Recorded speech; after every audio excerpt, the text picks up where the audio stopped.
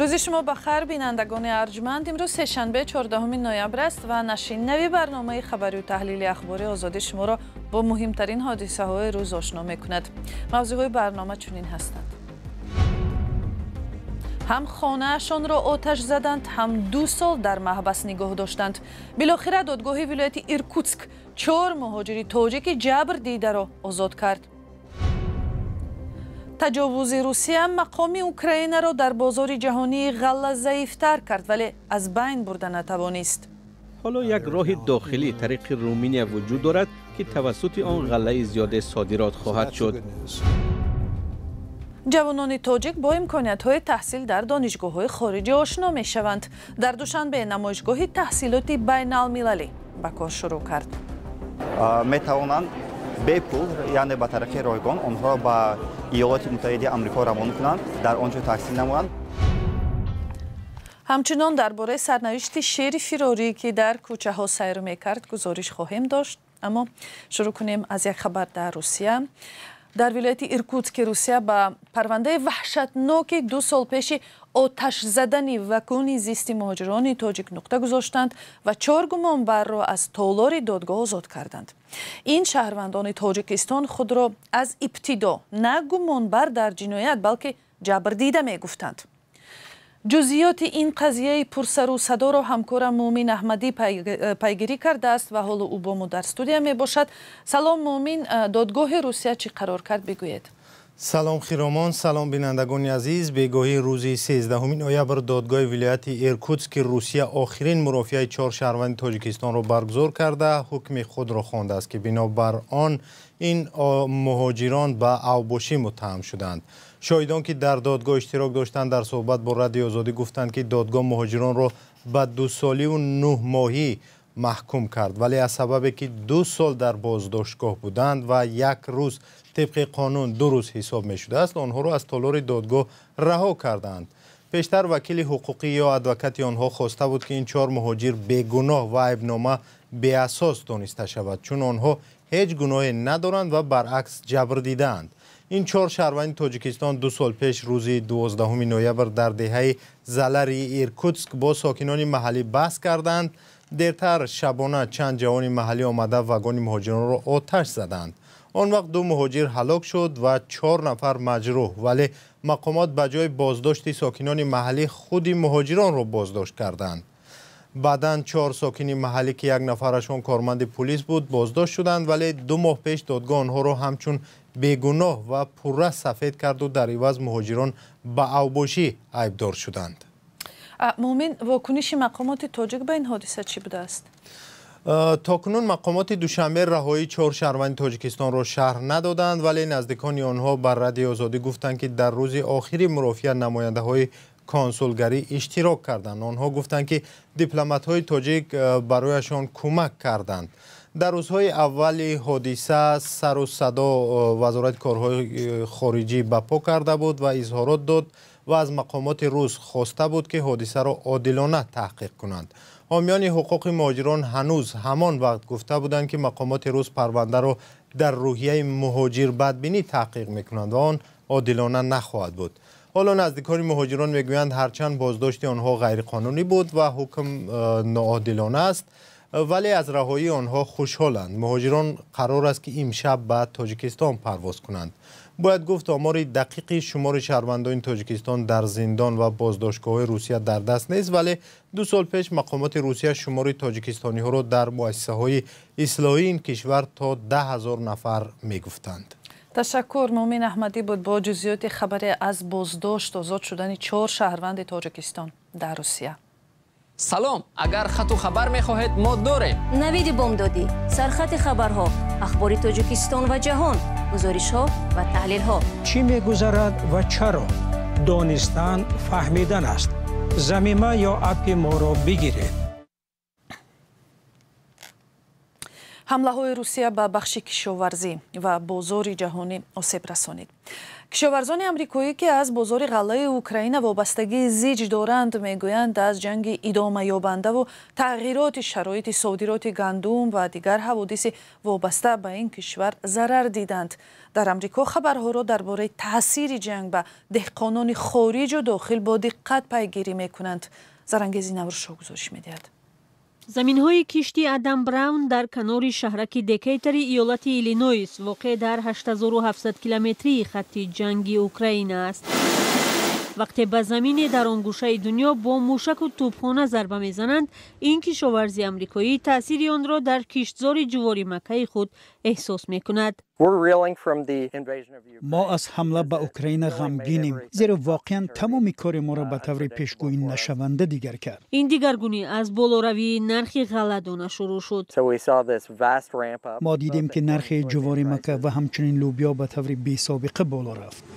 сабаби асосӣ ҳам коҳиши содироти маҳсулоти кишоварзии Украина ба бозори ҷаҳонӣ аст. то оғози ҷанг Украина кишвари нуҳуми содиркунандаи ҷувори Макка буд. рақиби бузурги мо буд. мо мехоҳем ин рақибамон дар бозор бошад. холигоҳе ки дар натиҷаи аз бозор берун шудани Украина ба вуҷуд омад, аз сӯи кишварҳои дигар пур карда шуданд ва нархи ғалла имсол тақрибан 50% поин рафт. дар оғози ҳамлаи Русия ба Украина нархи гандум дар бозори ҷаҳонӣ ба ҳадди рекордӣ боло рафта буд. арзиши ҷувори Макка ҳам ба фарқ аз соли пеш поин рафтааст. ҳамлаҳои Русия ба содироти маҳсулот аз Украина ба бозори ҷаҳонӣ зарба зад. дар анборҳои ғалла дар соҳили баҳри Сиёҳ метавонед паёмадҳои таҷовузро бубинед. дар натиҷаи он маҳсулоту киҷзорҳо осеб диданд. ба бовари таҳлилгар, мутобиқшавии бозорҳо ба ҳамлаҳои Русия идома дорад. фикр мекунам ки ҷаҳон ба ин амалҳое ки аз тарафи Русия сурат мегирад одат кардааст. вазири кишоварзии амрико Том Вилсак бар ин аст ки беҳ шудани вазъи бозорҳо натиҷаи талошҳои устувори Украина аст. اوکراین جدا تلاش دارد که راه و خطهای الटरनेटिवی ایجاد شود. فکر میکنم حالا به فرق از 12 ماه پیش امکانیت ها برای انتقال غله زیادند. با وجود مشکلی در بحر سیاه، حالا یک راه داخلی طریق رومانیا وجود دارد که توسط آن غله زیاد صادرات خواهد شد. ولی برای کشاورزی آمریکایی کاهش تولید غله در اوکراین خبری بد است. سال روان به فرق از دوره پیش از جنگ، آنها زمین‌های کشت را 25% کم کردند. آن محصولاتی هم که جمع آوری می شود، همانا زیر تهدید حمله های روسیه قرار دارند. در این شرایط طلبات و نرخ بازار هر لحظه تغییر می‌یابد و در نتیجه یک نفر فایده می‌گیرد و کسی دیگر ضرر. آن چیزی که ما می‌خواهیم این تجارت است. ما مذاکرات بهتر، حسن همجواری و همسایه‌داری بهتر و رشد استواری در تمام جهان را می‌خواهیم. حالا که تمام توجه در جهان به سوی جنگ نوی بین اسرائیل و حماس روانه شده است، نیزای اوکراین و موضوع صادرات غله آن نامعین میماند. در تاجیکستان هفته تحصیلات بین المللی شروع شده است. این معرکه که هر سال تیر ماه تشکیل می شود برای جوانان تاجیک امکان خواندن در مؤسسه های تعلیمی خارجی را پیشنهاد می کند. خواهشمندان تحصیل در امریکا بیشتر بودند. در حالی که پرداخت پول تحصیل از مسئله های مهم است، همکارانم سرویناز روح‌الله و برات یوسفی می گویند امکان تحصیل رایگان هم در این نمایشگاه پیشنهاد می شود. دانستن زبان‌ها мақсуда ҳакимзода хонандаи мактабе аз шаҳри ҳисор ба намоишгоҳи ҳафтаи таҳсилоти байнулмилалӣ ба душанбе омадааст. ӯ ҳадаф дорад пас аз хатми мактаби миёна таҳсилро дар хориҷи кишвар идома диҳад. بسیار شاد هستم که امروز این نمایشگاه را از نزدیک می‌بینم.